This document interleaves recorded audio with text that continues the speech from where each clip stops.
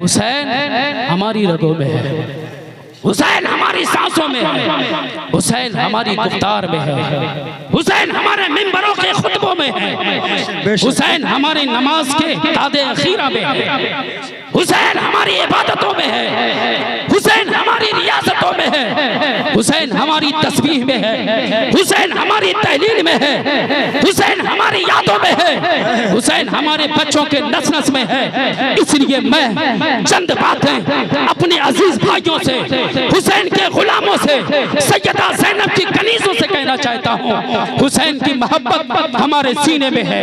ये ठीक है कि मुहर्रम के 10 दिनों में इमाम हुसैन के नाम पर गलियां सजाई जाती है। ये ठीक है मुहर्रम के 10 दिनों में इमाम हुसैन के नाम पर सबीलें लगाई जाती है। ये ठीक है मुहर्रम के 10 दिनों में इमाम हुसैन के नाम पर सबीलें तकसीम की जाती है। ये ठीक है मुहर्रम के 10 दिनों में इमाम हुसैन के नाम पर लोगों में खाना और कपड़ा बांटा जाता है। ये ठीक है मुहर्रम के 10 दिनों में इमाम हुसैन के नाम पर हम खैरात करते हैं। मगर आपसे कहना चाहता हूँ, मुसलमानों से कहना चाहता हूँ, नस्ल इंसानी से कहना चाहता हूँ और पूरी आबादी से कहना चाहता हूँ, यारो अगर हमने मुहर्रम के 10 दिनों तक ही इमाम हुसैन की मोहब्बत का इजहार करके अगर ये खुद को साबित कर दिया कि हम गुलाम हुसैन है, तो ये आपकी भूल है, ये आपकी कमइल्मी है, ये आपकी नादानी है, ये आपकी फरेबकारी है। हुसैन की मोहब्बत हमें 10 दिन की गुलामी की दावत नहीं देती। हुसैन की मोहब्बत हमें दावत देती है। हुसैन की मोहब्बत हमें कहती है, ऐ लोगों सुनो, हुसैन की मोहब्बत को इस तरह दिल में रचा बसा लो कि तुम्हारे नस्लों की रग रग से आवाज आए, शहीदाने वफा पर अल्लाह की रहमतों की बरसात हो और हुसैन आले हुसैन पर हमारी तरफ से करोड़ों सलाम। मगर हम हैं बस 3 दिन तक कूदेंगे, 4 दिन तक कूदेंगे, 10 दिन तक गाएंगे बजाएंगे और सोचते हैं हमने अपनी गुलामी का हक अदा कर दिया। तुमने करबला की तारीख नहीं पढ़ी? आजकल एक बात और याद रखिए, मेरा मकसद ये नहीं होता कि मैं किसी के दिल को जख्मी करूं, मेरा मकसद ये नहीं होता कि मैं किसी के चाहत को ठेस पहुंचाऊं। हाँ, मकसद ये होता है कि मेरा भाई सच्चा गुलाम हुसैन बन जाए। मंशा ये होती है कि मेरे मुखलिस, मेरे मेहरबान लोग नबी के सच्चे वफादार बन जाए। हमारे और आपके करबला शरीफ है, हम और आप भी करबला शरीफ में जाते हैं। मैं तो अभी इतने दिन से हूँ, अब तक तो नहीं गया, और हम लोग इधर करबला है ही नहीं, क्योंकि हम लोग इधर लोग ये जानते हैं कि करबला तो सिर्फ वही है। लेकिन बाद जगहों पे और शायद आपके शहर में भी करबला शरीफ है, करबला शरीफ है, लोग जाते भी है। मैं एहतराम करता हूँ इमाम हुसैन के नाम से जो भी चीज है, अगर शरीयत की रूह उससे मजरूह नहीं होती, मैं उसका दिल से एहतराम करता हूँ। अगर शरीयत उसके वार से जख्मी नहीं होती तो मेरे और सर और आंखों पर वो बातें हैं।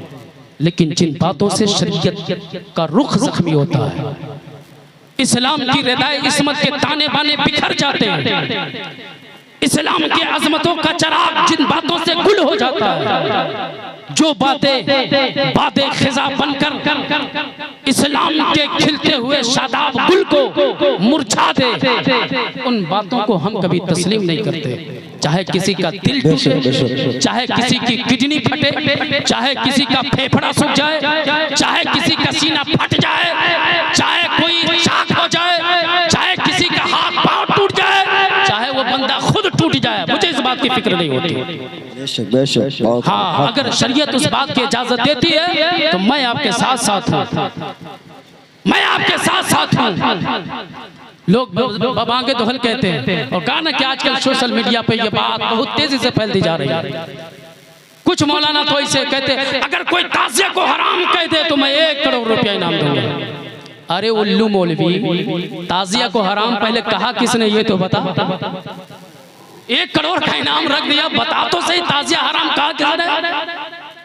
न तो मेरे रजा ने ताज़िया हराम कहा, न तो सरकार ताजुल शरिया ने ताज़िया हराम कहा, न तो सरकार आला हजरत ने ताज़िया हराम कहा, न तो मुफ्ती आजम हिंद ने ताज़ियादारी हराम कहा। हमारे किसी उलमा ने ताज़ियादारी को हराम नहीं कहा। फिर तू करोड़ रुपया इनाम क्यों रख रहा? वो जानता है ना। अब ये ऐसी बात हो गई ना, जैसे कुरान मुकद्दस में ये हुक्म है, वला तक़रबुस सलात व अंतुम सुकारा। हालत नमाज में तुम हालत नशे में रहो तो नमाज के करीब भी मत जाओ। तो अगर कोई आलिम मिंबर से ये कह दे लोगो हालत नशा में नमाज के करीब भी जाना हराम है, तो दूसरा मुल्ला खड़ा हो जाए स्टेज पर कहे अगर नमाज को हराम साबित कर दो तो 5 करोड़ इनाम। अरे बैल के बच्चे, हमने नमाज को हराम नहीं कहा है, जरा सुन तो ले, हमने हराम कहा किसको है? कुरान तो ये कहता है जब हालत नशा में रहो तब नमाज के करीब मत जाओ। इसका मतलब ये नहीं कि नमाज पढ़ना हराम है, इसका मतलब यह है कि नशा करना हराम है। नमाज तो सही है, नशा करना हराम है। लेकिन क्या करेंगे इन मौलवियों का, चूंकि अपना टीआरपी भी बढ़ाना है, अपनी पब्लिसिटी भी बढ़ाना है और अपने बाप दादा का एहतराम भी करना है, अपने आबाओ अजदाद का ख्याल भी रखना है, इसलिए जो भी मन में आता है फूल फूल बक देते हैं। हम कहते हैं यार हम तो बरेली वाले हैं, हम तो रजा के गुलाम हैं, हम तो मुफ्ती आज़म हिंद के गुलाम है, हम तो ताजुश शरिया के गुलाम है। यार हमारा ख्याल है, हमारा ईज़ान है, हमारा यकीन है। जब हम कछौछा के मखदूम के गुंबद की तस्वीर रख सकते हैं, जब हम देवा के साबिर कलियर के गुंबद की तस्वीर रख सकते हैं, जब हम बहराइच के मखदूम सैयद सालार मसूद गाजी के गुंबद की तस्वीर रख सकते हैं, जब हम मुजाहिद मिल्लत के गुंबद की तस्वीर रख सकते हैं, जब हाफिज मिल्लत के गुंबद की तस्वीर रख सकते हैं, जब हम सरकार गरीब नवाज के गुंबद की तस्वीर रख सकते हैं। अरे नादान, ये हमारा ही ख्याल है। जरा पूछो तो अपनी जमात से, जरा पूछो तो अपने हम ख्यालों से। हमारे किसी आलिम ने कहा मखदूम अशरफ के छोचवी के गुंबद का नक्शा हराम है, हमारे किसी आलिम ने कहा मसूद गाजी के गुंबद का नक्शा हराम है, हमारे किसी मुफ्ती ने कहा कि सरकार आला हजरत के गुंबद का नक्शा हराम है, हमारे किसी आलिम ने कहा कि सरकार गरीब नवाज के गुंबद का नक्शा हराम है। अरे जब कहा ही नहीं बल्कि सब कहते हैं गरीब नवाज के गुंबद का नक्शा जायज है, मखदूम सिमना के गुंबद का नक्शा जायज है, महबूब इलाही के गुंबद का नक्शा जायज है, बाबा फरीदुद्दीन के गुंबद का नक्शा जायज है, बाबा सलाहुद्दीन के गुंबद का नक्शा जायज है, हाफिज मिल्लत के गुंबद का नक्शा जायज है, मुजाहिद मिल्लत के गुंबद का नक्शा जायज है। अरे जब इन गुलामों के गुंबद का नक्शा जायज है तो फिर आका हुसैन के गुंबद का नक्शा क्यों? जिंदाबाद जिंदाबाद, सुभान अल्लाह, सुभान अल्लाह। बेशक बेशक बेशक। और सिर्फ जायज ही नहीं, मुस्तहसन भी है, मुस्तहब भी है, कारे सवाब भी है, मोहब्बत की पहचान भी है।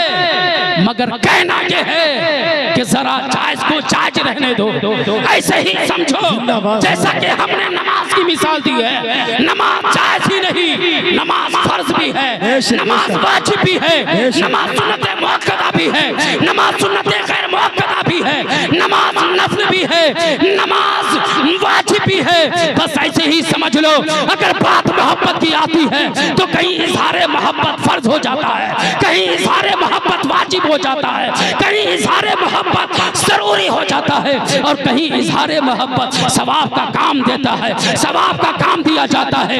इसलिए मैं कहता हूँ सिर्फ ताज़िया हराम नहीं है, ताज़िया बनफ़ से नफी जायज है, उसे बनाओ। मगर तुमने जो खुराफात पाल रखे हैं ये चीजें उसे मजरूह करती है, ताज़िया के शान को मजरूह करती है, सैयदा ज़ैनब के कलेजे को पास पास करती है, शहरबानों का कलेजा दो चार करती है, हजरत हुसैन के सर को सदमा पहुंचाती है।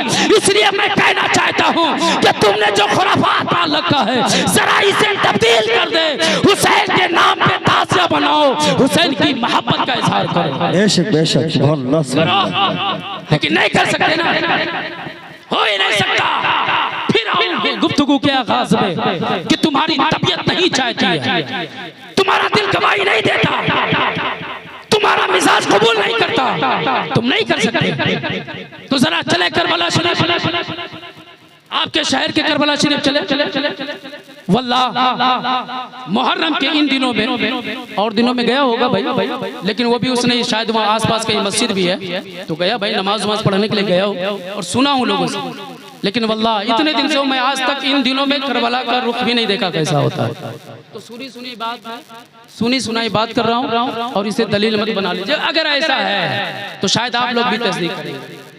करबला शरीफ में जाते हैं लोग, तो हमने सुना है कि जब करबला शरीफ में जाते हैं तो वहाँ दुकानें बहुत लगाई जाती हैं आसपास। सही है ना? बिरयानियाँ, पकौड़े, गोश्त का कबाब, पाव, अंडा फ्राई, सब चलता है कि नहीं? बोलिए भाई, चलता है कि नहीं? सही बात है भाई, मैं सुना हूँ गया तुम्हें चलता है। हमारा करबला है वो। और हाल क्या, हमारे घर की बहन बेटियां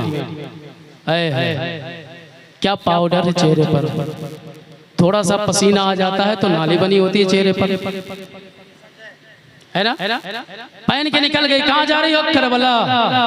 वाह वाह रे मुसलमान की बेटियां करबला जा रही हैं। करबला तक गई, पाउडर इतना मोटा, एक लाइन पसीने का बह गया। फिर दूर से ही लोगों को पता चल जाता है, दूर से ही लोगों को पता चल जाता है। और इस तरह लोग कहते हैं, जो रफीक शादानी साहब ने कहा है, ये सब मेकअप और मेहंदी का कमाल है रफीक, जितना समझत हो उतना जवान थोड़ी है। ऐसा ऐसा मेकअप कर लिए,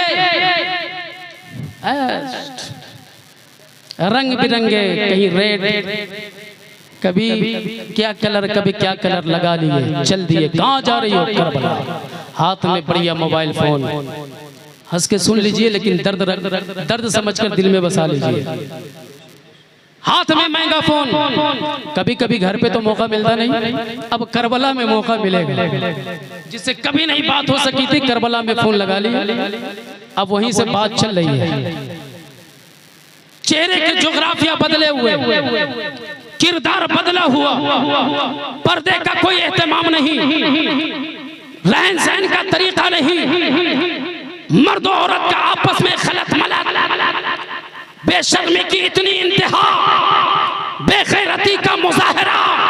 और हाल ये है, हमारा करबला, जिसे हमने करबला का नाम दिया है, हमारे करबले में पकौड़ियाँ तोड़ी जाती है, हमारे करबले में खिलौने बांटे जाते हैं, हमारे करबले में पेशाब की दुकान लगाई जाती है, हमारे करबले में श्रृंगार की दुकानें सजाई जाती है, हमारे करबले में अंडे और आमलेट की फ्राइयाँ की जाती है, हमारे करबले में मुर्गे की बिरयानियाँ बांटी जाती है, हमारे करबले में कबाब और पाव बेचा जाता है, हमारे करबले में लोग मजे ले ले करके तरह तरह की चीजें खाती है। और हमारी बहन बेटियां होठों पे लाली लगाकर, चेहरे पर पाउडर लगाकर, चेहरे पर क्रीम लगाकर, अपने बालों में नील पॉलिश लगाकर, अपने अंगूठों को रंग करके उसी करबला में पहुंचती है। और फिर गैर मर्दों से इख्तिलाफ, गैर मर्दों से बातचीत, गैर महरमों के साथ वर्ते ख्याल, और हम उसे नाम देते हैं हमारा करबला है ये, हम उसे कहते हैं हमारा करबला है ये। नादान, कितने बड़े नादान हो तुम, नादान, कितने बड़े नादान हो तुम इसे करबला का नाम देते हो। अरे करबला तो वो है जहाँ 3 दिन तक प्यासा रखा गया, तुम शरबतें पी रहे हो। करबला तो वो है, आज तुम्हारे करबला में तुम्हारी बहन बेटियों के होठों पे लाली है, वहाँ करबला में 6-7 साल की सकीना है, होठ प्यास से सूख चुके हैं। वहाँ करबला में 7 साल की सकीना है, चेहरे पे थप्पड़ लग रही है। वहाँ करबला में 7 साल की सकीना है, जिसमें आग लगाया जा रहा है। वहाँ करबला में सैयदा ज़ैनब है, चेहरे को जलाया जा रहा है। वहाँ करबला में सैयदा शहरबानो है, वहाँ उनके जिस्म को छुपाने के लिए जमीन से कन्नात उठाए जा रहे हैं। करबला में सैयदा उम्मे रुबाब है, लेकिन उनका चेहरा छुपाने के लिए हजरत फिजा की चादर पड़ रही है। और तुम कहते हो हमारा ये करबला है। अरे करबला वालों के चेहरे पे लालियां नहीं थी, उनका चेहरा तो प्यास से सूखा हुआ था, उनकी ज़बानें तो प्यास से बाहर आ चुकी थी, उनका हुलकुम तो सूख के काटा हो चुका था। मैं कहता हूँ कितने चाहने वाले हो तुम, कितना मानने वाले हो तुम, किस कदर प्यार करने वाले हो तुम, कितनी उल्फत करने वाले हो तुम। ऐ इस्लाम की बेटियां, जब तुम करबला में सबर के जाती होगी तो बता ज़ैनब का कलेजा कितना फटता होगा। तू बता सकीना कितना बेकरार होती होगी। तू बता शहरबानों का कलेजा कितना दर्द से भर जाता होगा। और तू कहती है हम उसकी कनीज है, तू कहती है हम उसकी खादमा है, तू कहती है हम उसकी गुलाम है, तू कहती है हम उसके तुर्रे इम्तियाज पे अमल करने वालियां है।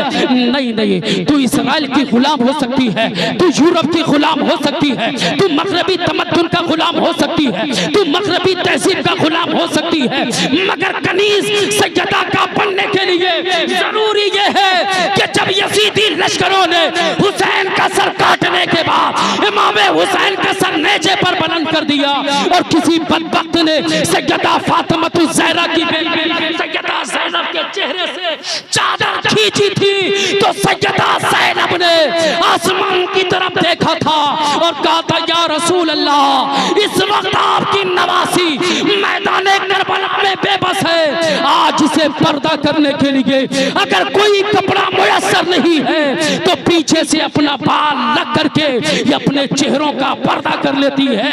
मेरे मुस्तफा अपने इस नवासी की बेबसी की लाज रख लेना। वो सैयदा फातिमा ज़हरा की बेटी है सैयदा ज़ैनब, वो सैयदा फातिमा ज़हरा की पोती है सैयदा सकीना, वो सैयदा फातिमा ज़हरा की बहू है। शहरबानों जिनका हाल करबला में है, और आज हमारी बहनों का हाल देख लो, आज हमारी बहुओं का हाल देख लो, आज हमारी माओं का हाल देख लो, आज हमारी खालाओं का हाल देख लो, और आज के इस्लाम की कलमा पढ़ने वालियों का हाल देख लो। लेकिन ये करबला जाती है, अब क्या कहेंगे अगर ये जबरदस्ती है। और कोई बंदा इस वक्त मुझे कह दे मुश्ताक अहमद ये रात नहीं है ये दिन है, मैं कह दूं यार सिर्फ मैं नहीं सारे मजमा से पूछ लो ये दिन नहीं रात है। लेकिन बंदा अगर डट जाए, बंदा हट धर्मी पर आ जाए, बंदा जिद पर आ जाए, बंदा अकड़ जाए, तू चाहे जितने लोग दिन कहते, जितने लोग रात कहते, मैंने तो इसे दिन ही मानना है, मैं तो इसे दिन ही कहूंगा, तो फिर बता उसका क्या किया जा सकता है, उसको कैसे समझाया जा सकता है। इसलिए अगर कोई हट धर्मी का ऐनक लगा रखा है, अगर कोई जिद की पगड़ी बांध चुका है, अगर कोई अपनी बड़कपन का इमामा बांध चुका है, अगर कोई अपनी गर्दन में जिद का पट्टा लगा चुका है और किसी की बात मानना नहीं चाहता, तो मैं उसे कहता हूँ यार मेरा काम तो लोगों की सलाह करना है। डॉक्टर का काम होता है मर्ज को दूर किया जाए, मरीज से नफरत न किया जाए। डॉक्टर का काम होता है बीमारी को दूर किया जाए, बीमार से प्यार किया जाए। मेरा तो काम यही होगा। आप चाहे जो भी करो, मैं तो चाहूंगा हमारा और आपका प्यार बना रहे, हम और आप आपस में भाई भाई रहे, हम और आप एक दूसरे के सुख दुख में साथी रहे। हम जिस मुआशरे में रहते हैं, हम जिस मोहल्ले में रहते हैं, आपस में एक दूसरे को गाली न दे, आपस में हाथापाई न करे, आपस में उसकी तू मैं न करे, आपस में माँ बहन को बुरा भला न कहे, आपस में शब्बो सतम न करे, आपस में किसी पे अंकुश नुमाई न करे। हम तो यही चाहेंगे, बाकी आगे तुम्हारा अमल है, आगे तुम्हारा अमल है और मुस्तफ़ा की मर्जी होगी, आगे तुम्हारा अमल होगा, हुसैन की मर्जी होगी, आगे तुम्हारा अमल होगा, साथ सैयदा ज़ैनब की मर्जी होगी, आगे तुम्हारा अमल होगा और मुस्तफ़ा के खुदा की मर्जी होगी। सुभान अल्लाह सुभान अल्लाह वही होगी। इसलिए मैं कहना ये चाहता हूँ कि करबला को सुनिए, करबला को सुनिए। जो हक के नाम पर मिट जाता है वो मिटता नहीं, मिट करके वो जिंदा ही रहता है। और वो तो ऐसे जिंदा हुए, ऐसे जिंदा हुए कि सुबह क़यामत तक जिंदा रहेंगे, सुबह क़यामत तक जिंदा रहेंगे। उधर न तीर न खंजर कमान बाकी है, उधर न तीर न खंजर कमान बाकी है, इधर हर एक दहन में जबान बाकी है। अजीब जंग है ये जंग करबला, जिसमें हुआ जो कत्ल वही खानदान बाकी है। बेशक बेशक सुभान अल्लाह। ये जंग करबला जिसमें हुआ जो कत्ल वही खानदान बाकी है।